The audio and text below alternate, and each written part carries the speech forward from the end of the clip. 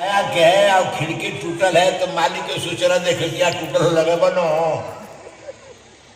तुम लगाने के लिए पैसा वैसा मत खर्च करो, मालिक को आ दो ना लगा तुम्हारा हम दूसरा मकान ना किराए तो दूसरा ना काम मिले तुम्हारा खिड़की वाला मकान चल जाओ या इसलिए तुम्हारा मकान यह नहीं है, इससे बैराग करो।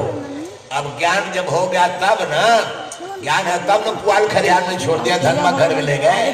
और ज्ञान है तो भूसुआ निकाल के कोठिया में चौधरी रखे, भूसुआ रखे थोड़े। ये ज्ञान होगा, इसलिए ज्ञान के बाद बैराग।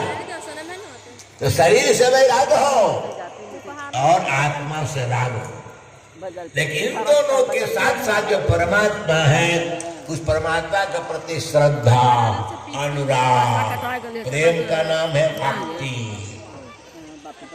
अब पत्नी के साथ, पति के साथ, बेटा के साथ, पुत्रों के साथ, संपत्ति के साथ जो है ना वो भक्ति ने, उसका नाम है आसक्ति। आसक्ति माने ममता है, वासना है, तृष्णा है। आ सकते हो उससे प्रेम लगाने पर, आ सकते संसार फिर जन्म होगा निश्चित। और इसमें आसक्ति हो गई तो फिर मुक्ति नहीं होगी, मुक्ति नहीं होगी। भक्ति से मुक्ति मिलती है। इसलिए आश्रित भागवत का ज्ञान क्या है? ज्ञान, वैराग और भक्ति है। आज तीनों को समझोगे तभी सम होगा। कल बताए थे कि परीक्षित जी महाराज प्रथम भागवत सप्ताह के श्रोता हैं, पहले पहले वही सुने थे। आज से 5093 वर्ष पहले की बात है।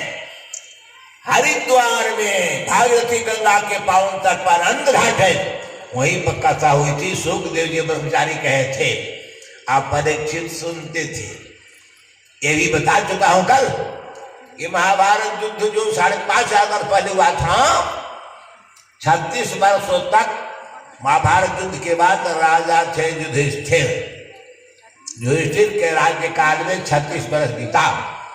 37वां साल चढ़ते ही मालूम था युधिष्ठिर को कि हमको रहना नहीं है इस संसार में। अपने उसी परीक्षित नाम के पोता, जिसको उत्तरा ने जन्म दिया था, भगवान ने बचा लिया था, उसी को मुकुट बना के बना दिए राजा।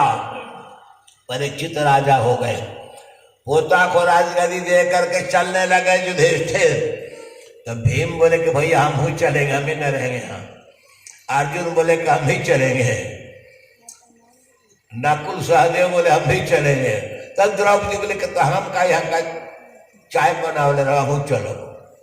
तो द्रौपदी अब 5 पांडव चले। कहाँ चले?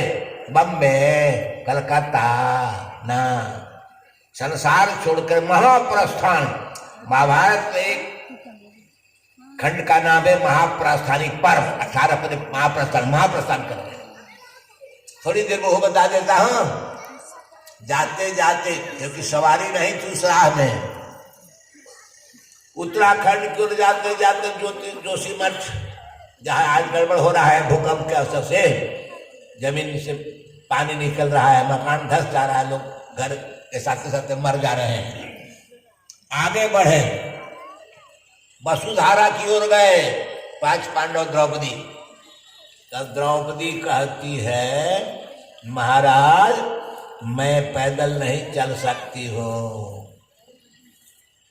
ठहरे नहीं, रुके नहीं, कोई नहीं बोला। तो युधिष्ठिर बोले कि नहीं चल सकती हो, या इस राह में सब लोग नहीं चलता है। तुम्हारा अर्जुन के प्रति विशेष राग था।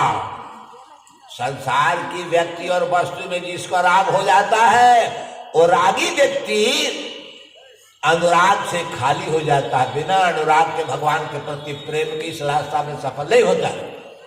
तुम नहीं चल सकती हो। द्रौपदी गिर गई, मर गई। बिना देखे सुने छोड़ करके चल दिए युधिष्ठिर आगे।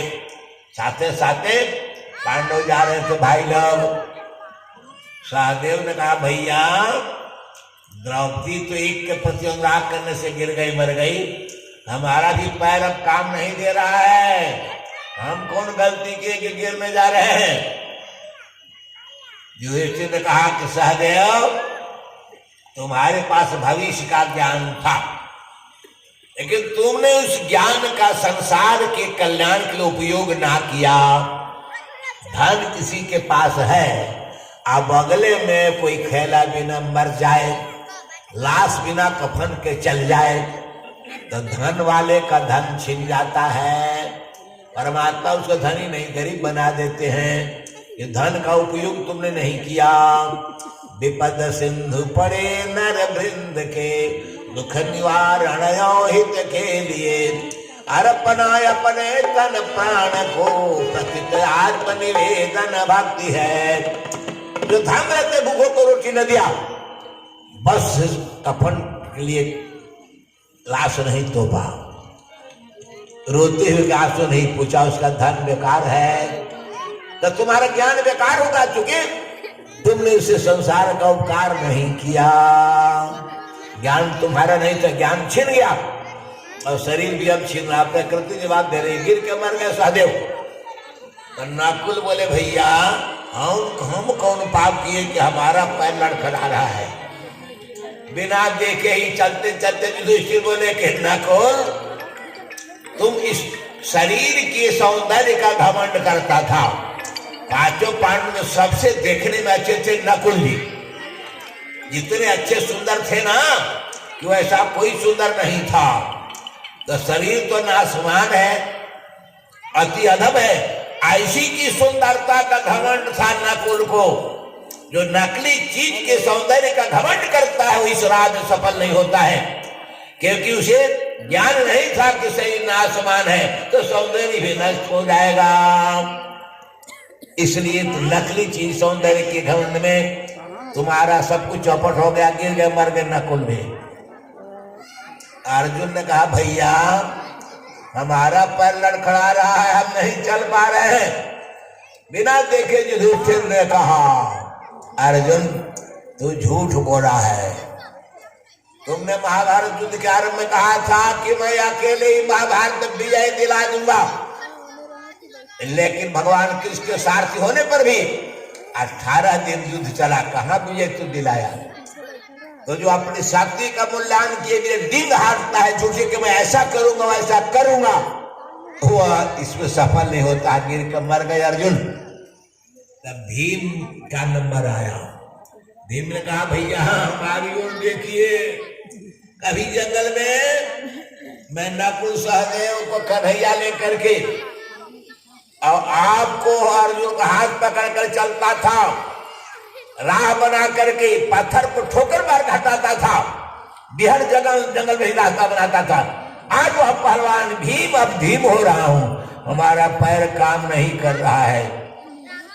कहा युधिष्ठिर ने कि भीमसेन तू ज्यादा भोजन करता था, आधे में अकेले भीम और आधे भोजन में 4 गो पांडव की टीम। ज्यादा भोजन करने वाला इस रास्ते सफल नहीं होता है, इसीलिए तुम्हारा पतन हो रहा, गिर कर भीम मर गए।